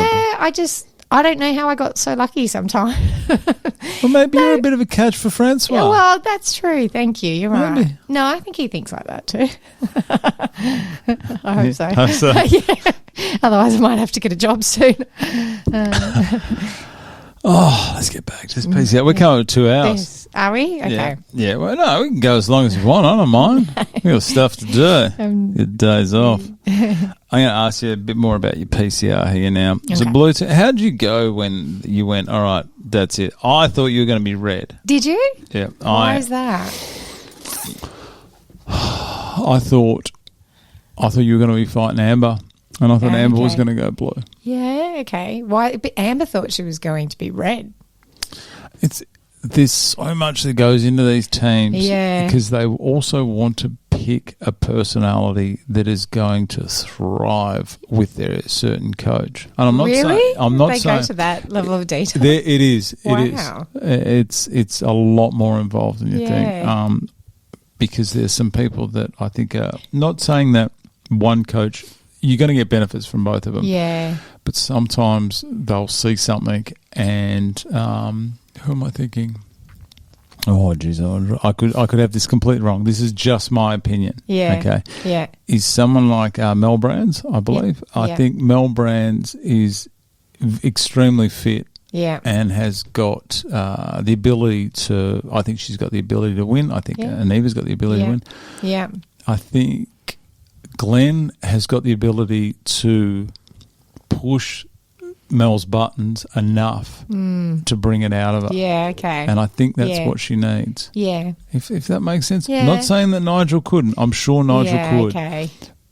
But I think from what I know about Mel is, Mel's a little bit quieter, very mature, quite structured. Yeah. And it's almost she needs a little bit of that unpredictability and that mayhem, or the nickname's mayhem, to bring that in, to bring it all out. Yeah.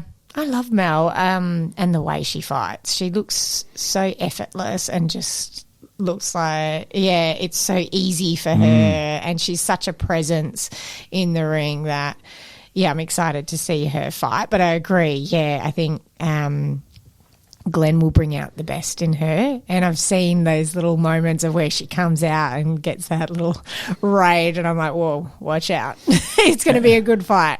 Amber coming out on Amber as well. Rambo, do you remember her week one? Yes. Amber's incredible. She's come so far.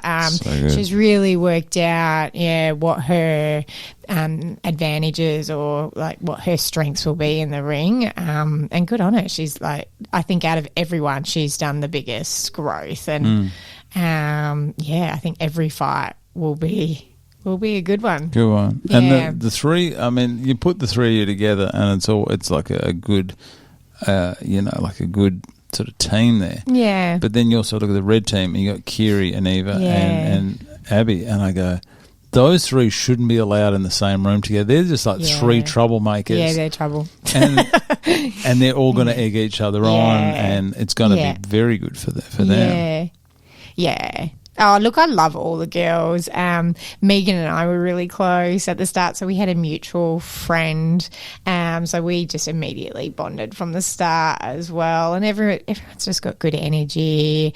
So it was sad to split, but also nice to have that sort of fun rivalry. It's when the fights are over, it's going to be nice to be able to go back and just be like you used to be.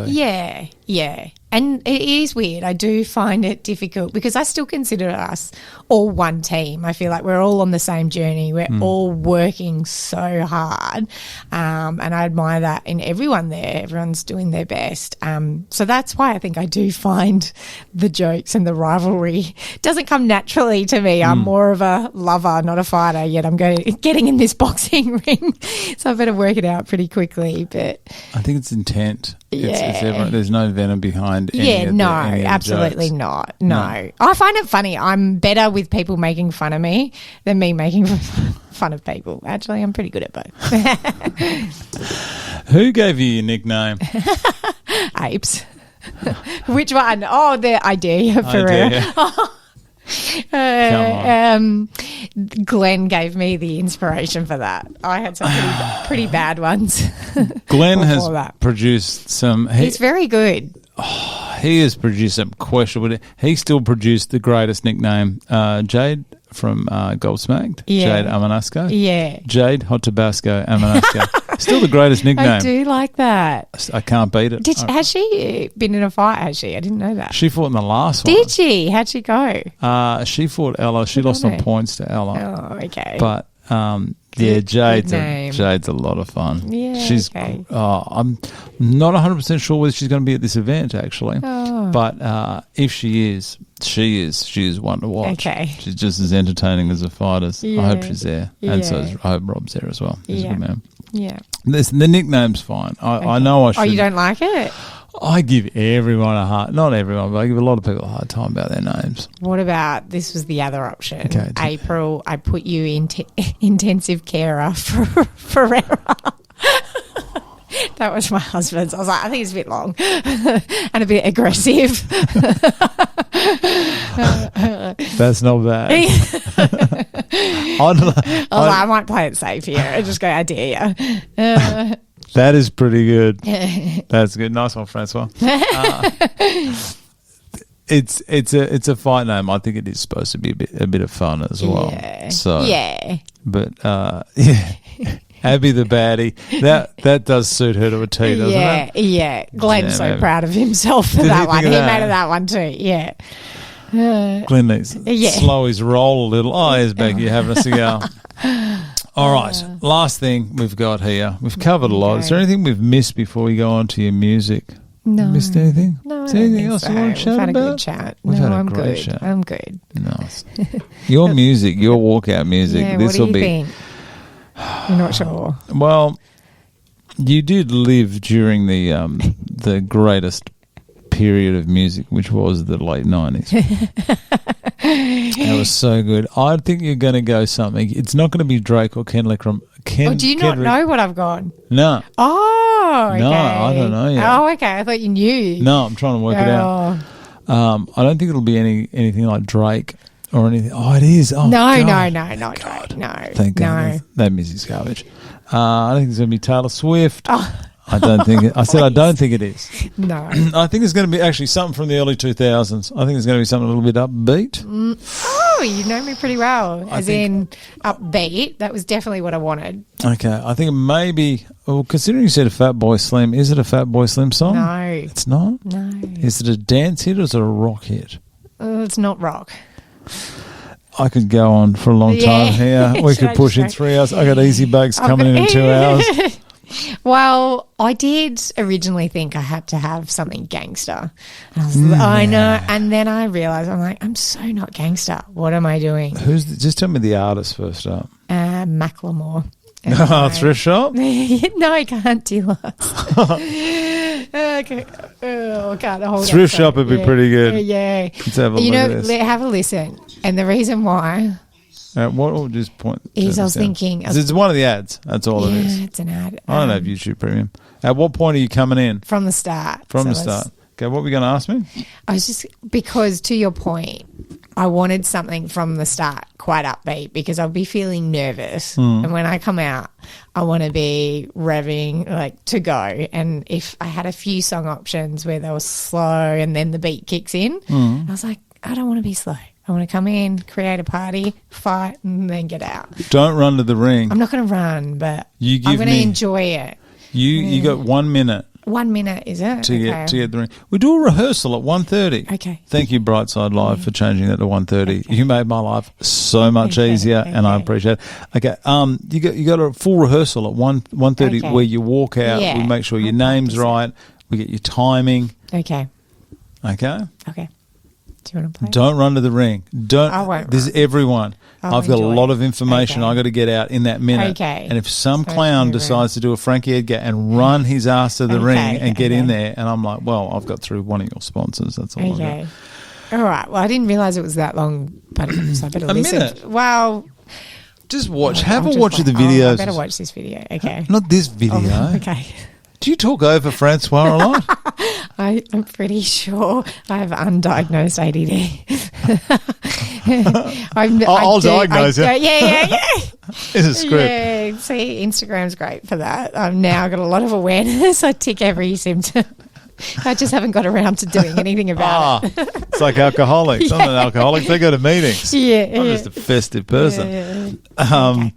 What were we even talking about there? The song. You got a minute. So you've got plenty of time. Have a look at an old video. There's heaps up there. Okay. Have a look at the way people time it. Go, if you want to get really like exact, say, all right, the curtain's open at 5 seconds. I want this to happen at 5 seconds. I hit the ring at 55 seconds. This is what I want the music to do. Yeah. Okay? Just get it sorted. All right. Have a look at people go to the ring. Okay. And drink it in while you're on your way. Okay? Just absorb it all. Anyhow, let's go back to Macklemore and Ryan Lewis. Yeah. Hang on. This is how I broke my microphone the other day, so I'm actually going to loosen this off. I said, you can bend them, and then I snapped it. So here we go.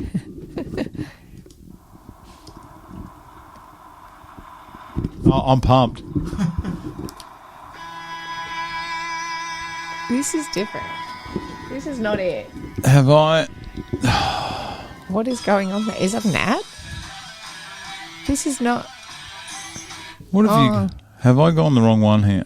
I don't know why that. Hang on. Jeez, we were going so well. Yeah, do you want to do it on mine? Yeah. Yes. See, good start.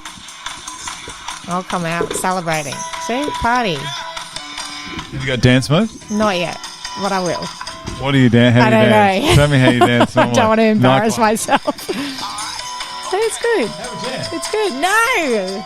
What do you think? I like it, but I have to keep reminding myself it's not about me. Yeah. It's about you. If you like it, if this is what gets you going, Yeah, that's what I was you thinking. go for I it, need April. something Put you in high intensive energy. care, Exactly, Ferreira. yeah, go with it. I'm happy if you change it. I'm not doing anything. No, do not change your nicknames, people, Okay. please. I've already done the artwork. I don't need to go back into that. If this is the kind of music that gets you pumped, that's Yeah. it. Have you been That's listening what I to want. to this? Manifesting. Really? What? Oh, just Glenn Austin. Is Oh. that it's not showing up there. Every time I get a text, it comes up here. He must just sit on his phone the whole time. I do love The it. amount of messages, I'm like, I'm going to say this, and I hope he does take offence to this. Glenn Austin will send you a message. Literally, it goes, ding. I call him, doesn't pick up. I'm like, you've got your phone in your hand. You're seeing my name on your phone. Answer that damn phone. Well, did you want to deprive yourself of this song for a couple of weeks so it just kicks in a bit harder? Do you recommend that? Well, it's up to you. I'm not telling you what to do, Miss Ferreira. Okay. You do what you like. think about I'd recommend doing it. Okay. Because we've all had There that you go. song. You get a hit and you go, oh, let's just put this on rotation. Yeah. And then 2 days later you go, yeah, the song's all right. Yeah. Yeah, there was another song I was going to have. Tell me. Alibi. I can't remember. Alibi. They're rudimental. No, I'm too old. Which it's like a good for boxing song, but it's a bit slow at the start, and then I listened to it too much. Yeah, that one. Alibi. Oh, did you hammer it? And yeah, I got over it. You do? And I'm glad I've swapped now because it's just a bit too slow at the start for me. That's good. I was very boxing, but then What's this the start of? I don't know. I quite like the lyrics as well. You better run and hide. This song has actually been sampled off something else. But then the beat drops. Gangsta's as well. Paradise. Yes, That's what it is. Yeah, Yeah. and then the beat drops. And it's pretty good. It's pretty good, but I've just felt like I'd be too nervous to be walking through in a slow start. But Gangsta's Paradise, though, it's a lot of people have been taking these old songs and sampling them and trying to make it their own. Yeah. And I'm like, shame on you Yeah, people. fair enough. Someone did that to Elton John's Benny and the Jets. Yeah. I said, you can't change perfection. Yeah. You know, this is Elton we're talking about. Yeah. He had some hits. Yeah. I'm talking like not clean Elton. Yeah. Before he got clean. That's when hits happened. Good on you, Elton. Listen, whatever song you decide to go, then I'm fully supportive of it as long as you use your whole minute getting to the ring. Okay. Whole I'll do minute. it. Don't worry. Oh, don't worry. The rehearsal. If you're early, I'll tell you. Moment. That'll be one of the best moments, I think. How will you be being centre of attention? It's a good question because I feel like if you'd ask my friends, they'd be like, "Oh, she loves it," but not when I'm being kind of serious. And it's like on my wedding day, the actual attention all on me was quite difficult. Whereas if I'm being silly and stupid, I don't mind it. But if I'm more in a professional or serious sense, I struggle a bit with it. I think it'll be okay if you realise, so some people, it is serious for some people, and they do act serious, like they're just deadpan face. But most people just enjoy Have it. fun with it. Yeah. Okay. And I hope so. I hope I can. I want to be in the zone, but I also want to enjoy that moment. And I've got lots of friends and family being there, lots of support. So, yeah, more than I thought I would. People were really keen to come, which was nice. So it's a lot of people coming this time. Yeah. I think this is the biggest ever crowd. How many? This is big for me. I've never done anything in front of this many people. I'm going to have a guess. I have no idea. I'm just guessing 1,200. Yeah, okay. I think. And I think our biggest before that was about 1,100. Yeah, wow. I think that's about Well, what it was it a is. sellout quite early before it even went to the general public. Is that a... really? Oh, yeah, that's okay. a sore point. You told me they were going on sale the 1st of March, Brad. Yes. I'm like, Yeah. I'm sorry. I know. I'm lucky I did get organised quite early because I was saying that to people as well. Tickets, 1st of March, and then all of a sudden it was like, oh, they're selling out. I was like, oh, okay. Yeah. Who wants in? Quick. I didn't think that had happened. Yeah. Some say they oversold. I'm not too sure. Maybe. That's that's why I don't get involved in that thing. Yes, That's not my problem. Exactly. They are doing whatever they can to make sure everyone does get a seat. I hope this is all right to drop this. I think for people who've been there previously, where the dance floor originally was, now has tables on it. Oh, really? Yes, and after fight 15, all tables go and the dance floor kicks on. Oh, it's such a long night of fights. I thought there'd be more dancing.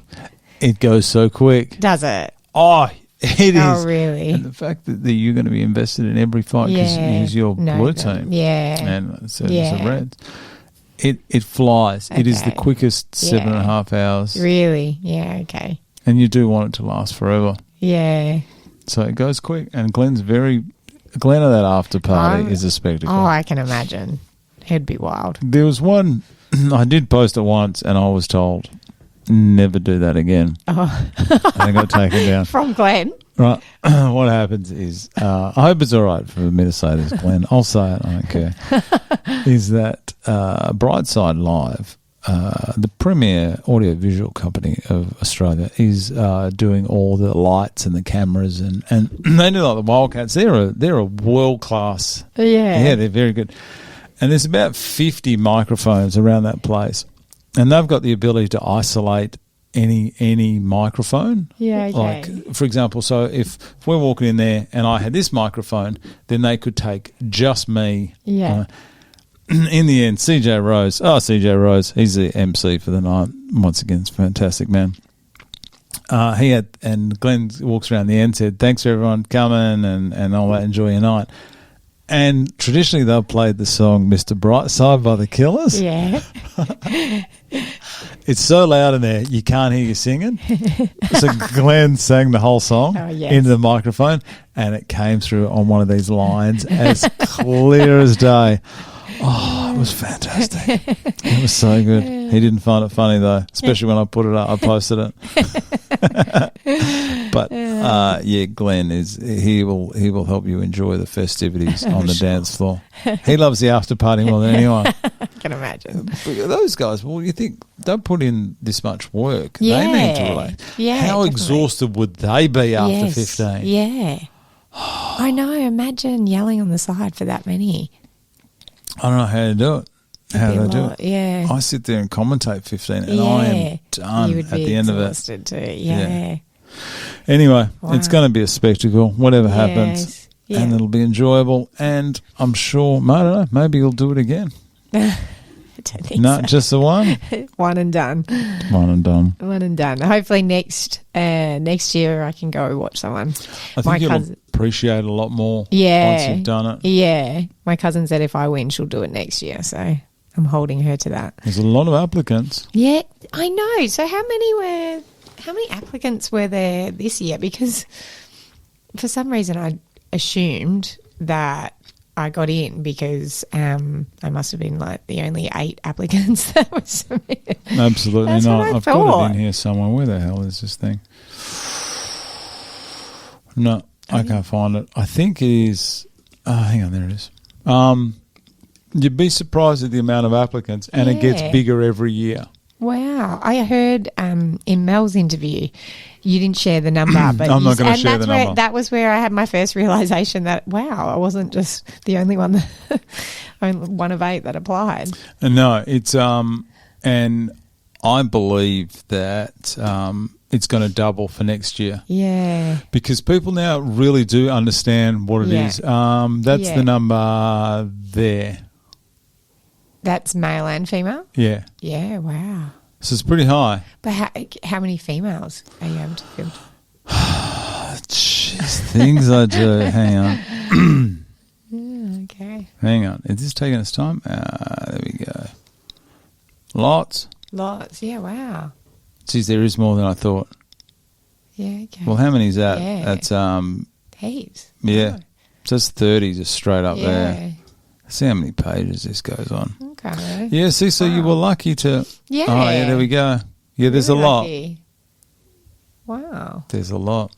Yeah, so you're very lucky. I think you are you should be honoured to be part of it. Yeah. Because it is a spectacle. Yeah. Yeah, it's once in a lifetime opportunity, isn't it? It's just Yeah. I like doing random things. I think if you can lock your sponsor away prior to applying, like not have them sitting in like a shelving, like a what they call it, escrow or something like that. You don't have to have that. But if you are organised prior, you got a better chance. Definitely help. I think so. Yeah. That's what everyone who listens here. Just make sure you just get your sponsors and lock down all the pricing and everything is in there. It's on the website. Yeah. Get it done.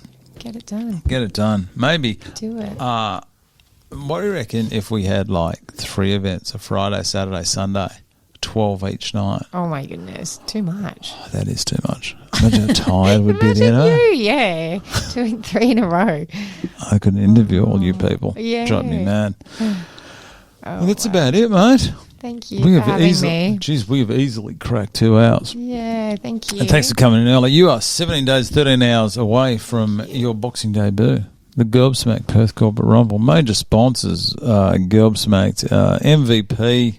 Who else? FMR have come on this year.